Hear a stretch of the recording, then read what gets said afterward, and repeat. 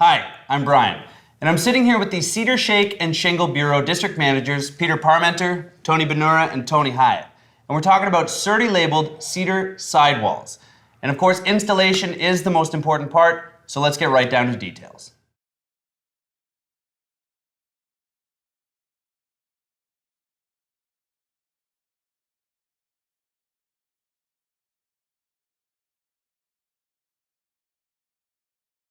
Hi, I'm Brian, and I'm here with Tony from the Midwest. And Tony, I'd like you to tell me all about sidewall installations. Cedar on sidewalls is a beautiful product. Nailing is important, holds the wood down properly. Your keyways are important. They're a little smaller than what they are in roofing. Okay, and that's because? They don't get as much water. Of course. And your exposures are important. It goes in a 2-ply system.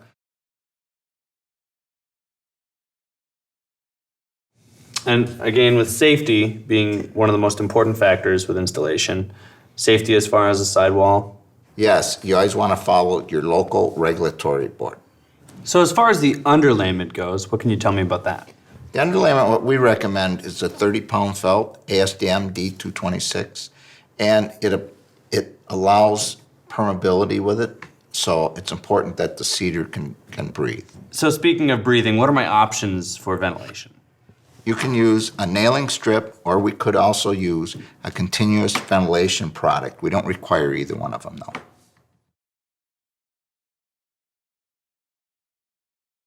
So I'm here with Peter, and we're looking at a sidewall application. And Peter, what is an R&R shingle? It means rebutted and rejointed. It means the edges have been paralleled, and it means the butt has been sawn clean. It's a product that's specifically made for sidewall application. Now, can I use a roofing shingle on a sidewall application? It would work, but it's not made for the same appearance as a sidewall application. The butt might not be square, the edges are not as parallel, and it allows a saw kerf, which are saw marks in the face of it, which when you paint a perfection, it stands out, it accentuates that.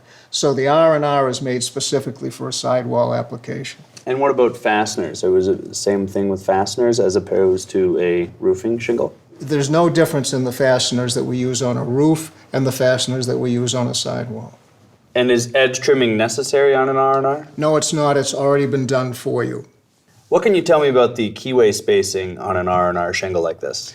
These red cedar shingles here have keyway spacing of 1/8 of an inch to 1/4 of an inch, and they're done properly right here. Okay, and we've got some yellow cedar here, and what is the difference between this and this here? Yellow cedar expands more laterally than western red cedar does.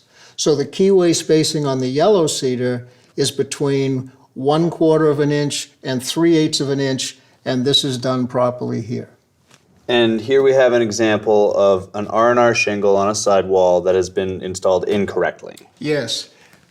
The keyways are too tight, too close together on this example right here. Okay, and I've noticed there's a hairline crack, a fracture right here on this one. Yeah, that's the result of the shingle not being able to move naturally on the sidewall.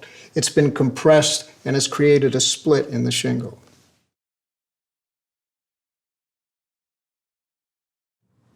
So Peter, something seems quite wrong with this picture. You're absolutely right. There are several things wrong with this picture. There are exposed fasteners. We should not be able to see the nails.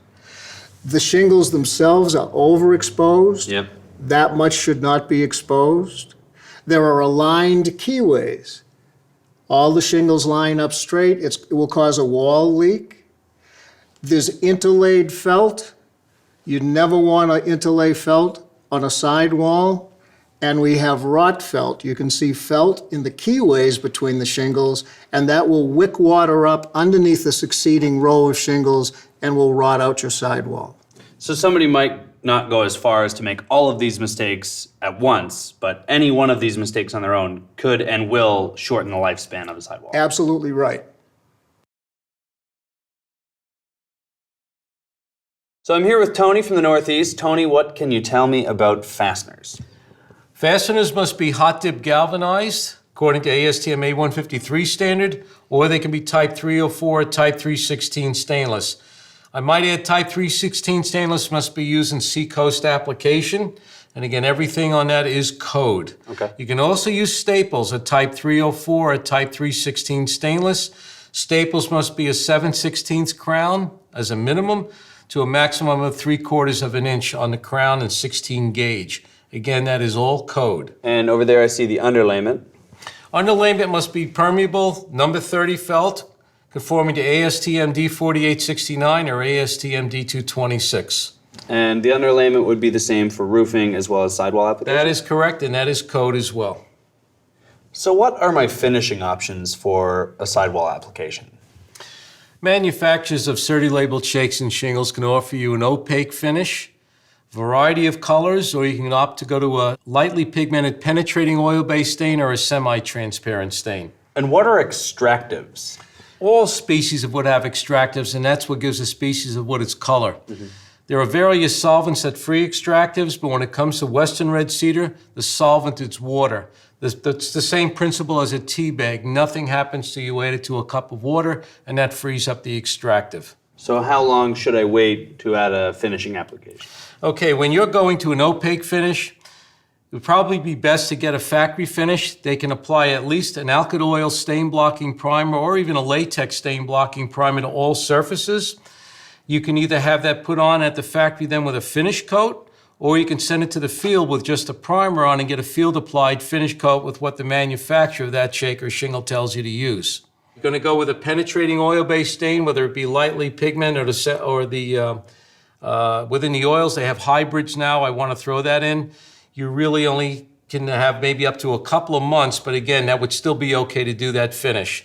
The best way is still to get it to the factory to again to coat all surfaces with that penetrating oil-based stain. So how long should I or could I wait to apply a finish to my application? The best way to do it is to get the CertiLabel manufacturer to apply it at the factory. This way you can have a choice of either getting it installed at the field and then applying a finish coat to the pre-primed product, or you can get it primed with a finish coat from the factory with a variety of colors. You can also opt to go with a penetrating stain.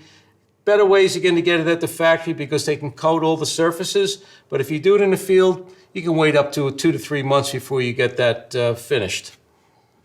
More detailed technical information is readily available from the Cedar Shake and Shingle Bureau. Contact us today for assistance.